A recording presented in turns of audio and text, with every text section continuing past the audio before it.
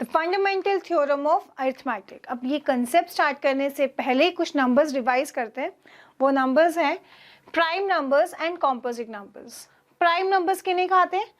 Numbers that can be divisible by only two numbers, that is one and number itself. ऐसे numbers जो सिर्फ दो ही number से divisible होते हैं, या तो खुद से या तो वन से।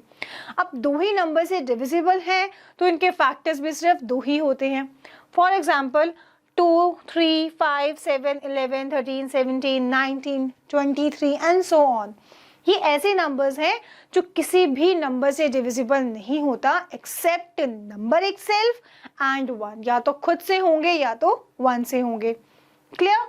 Next, composite numbers. अब numbers that can be divisible by more than two numbers. अब ये ऐसे नंबर्स हैं जो दो से ज्यादा नंबर से डिविजिबल होते हैं। अब दो से ज्यादा नंबर से डिविजिबल हैं इसलिए इनके फैक्टर्स भी दो से ज्यादा होते हैं। For example 4। अब 4 एक ऐसा नंबर है जो दो से ज्यादा नंबर से डिविजिबल होता है, जैसे 1 से डिविजिबल है, 2 से डिविजिबल है, 4 से डिविजिबल है। सो ये 4 एक क्या हुआ? Composite number.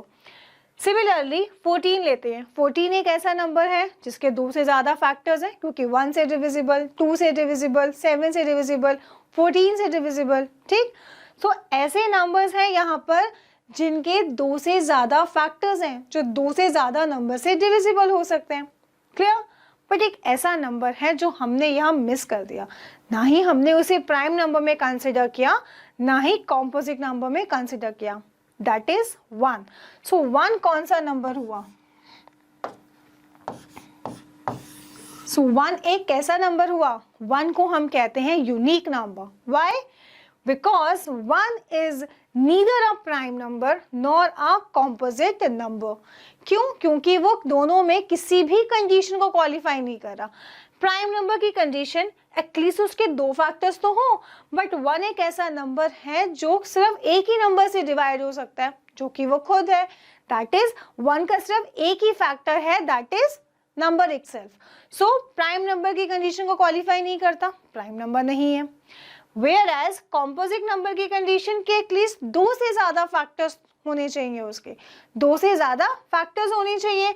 सिमिलरली 1 के सिर्फ एक ही फैक्टर है, इसलिए वो कॉम्पोजिट नंबर भी नहीं होता। क्लियर हो गया? चलिए अब आगे देखते हैं। Any integer greater than 1 is either a prime number or a composite number. इसमें बोला गया है कि 1 से बड़ा कोई भी नंबर, कोई भी इंटीजर या तो प्राइम नंबर होगा, और अगर प्राइम नहीं है तो वो कॉम्पोजिट नंबर होगा। And every composite number can be written as a product of prime numbers. और जितने भी कॉम्पोजिट नंबर्स हैं उनको हम प्रोडक्ट फॉर्म में लिख सकते हैं ऑफ प्राइम नंबर्स। क्लियर? अब कुछ नंबर्स कंसिडर करते हैं, फिर देखते हैं क्या ये ऐसा पॉसिबल है। पहला कॉम्पोजिट नंबर है 8। 8 को क्या हम प्राइम नंबर्स के प्रोडक्ट फॉर्म में लिख सकते हैं? 8 can be written as 2 into 2 into 2. 2 2s are 4, 4 2s are 8. So 8 can be written as product of prime numbers. Next, 10.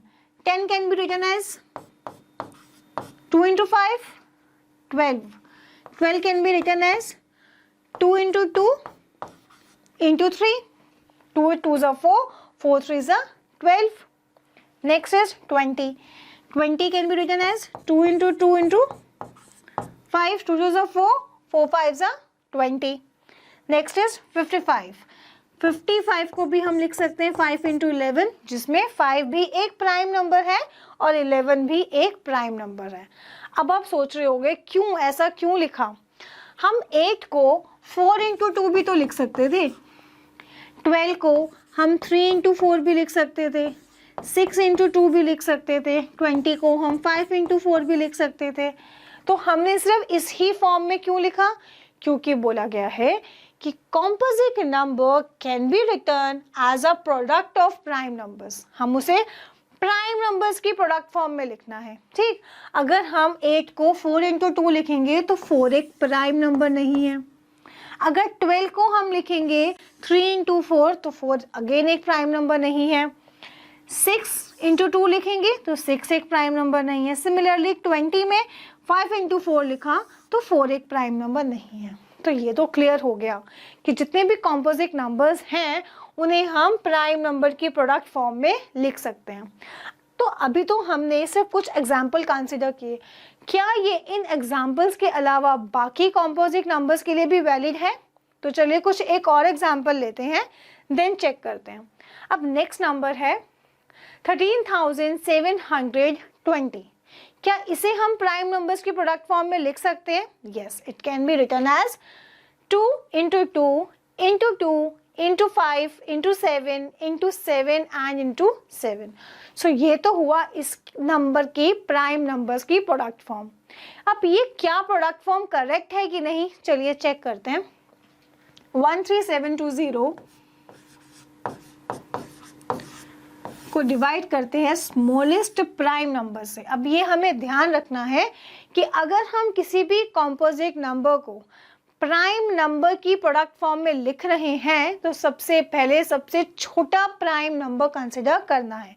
And सबसे छोटा प्राइम नंबर कौन सा है? 2 है। तो चलिए 2 से इसे डिवाइड करते हैं। What will we get? We get 6860। Again prime number 2 से डिविजिबल होगा 3430। अगेन 2 प्राइम नंबर से डिवाइड करते हैं 1715। अब नेक्स्ट प्राइम नंबर होता है 3। अब ये 3 से डिविजिबल तो नहीं है। अब 3 के बाद नेक्स्ट प्राइम नंबर क्या है? 5। 5 से डिवाइड करते हैं इसको, वी गेट 343। अब 5 से डिविजिबल तो नहीं है। अब 5 के बाद नेक्स्ट प्राइम नंबर है 7। अब 7 से इसे डिवाइड करा, वी गेट 49। अगेन 7 से डिवाइड करा, we get 7। 7 divided by 7 we get 1। So what we have done here, हमने क्या किया? हमने इस नंबर का प्राइम फैक्टराइजेशन करा। सो प्राइम नंबर्स की प्रोडक्ट फॉर्म हमें कब मिलती है? जब हम उसका प्राइम फैक्टराइजेशन करते हैं। क्लियर? सो हमने अभी कुछ नया नहीं किया, हमने हर एक कॉम्पोजिट नंबर्स का जब प्राइम फैक्टराइजेशन करते हैं तो बेसिकली हमें उसकी प्रोडक्ट फॉर्म मिलती है इन प्राइम नंबर्स। सो बेसिकली हमें क्या मिलता है? हमें मिलता है प्राइम नंबर्स की प्रोडक्ट फॉर्म। क्लियर हो गया?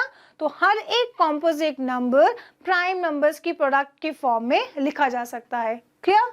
चलिए अब आगे देखते हैं।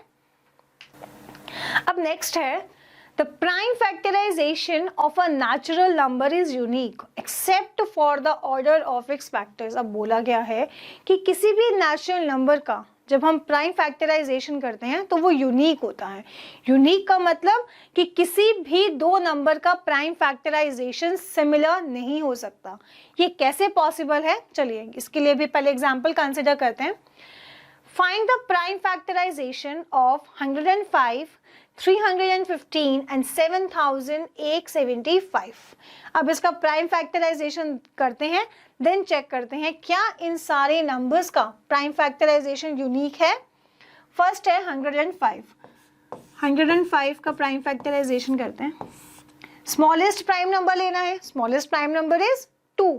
क्या ये 2 से डिविजिबल होगा? नहीं। क्यों? क्योंकि लास्ट डिजिट इसकी ऑड है और ऑड नंबर 2 से डिविजिबल नहीं होते। Next prime number is 3। 3 से डिविजिबल है? यस। 3 से इसको डिवाइड किया, 3 3 जा 9, 5 जा 15। अब 35 5 से डिविजिबल है, 5 7 जा 35, 7 1 जा 7। सो 105 का प्राइम फैक्टराइजेशन हुआ 3 into 5 into 7। Clear? Next is 315। अब इसका प्राइम फैक्टराइजेशन देखते हैं। 3 से डिवाइड किया 105, again divided by 3 we get 35, divided by 5 we get 7, 7 divided by 7 we get 1।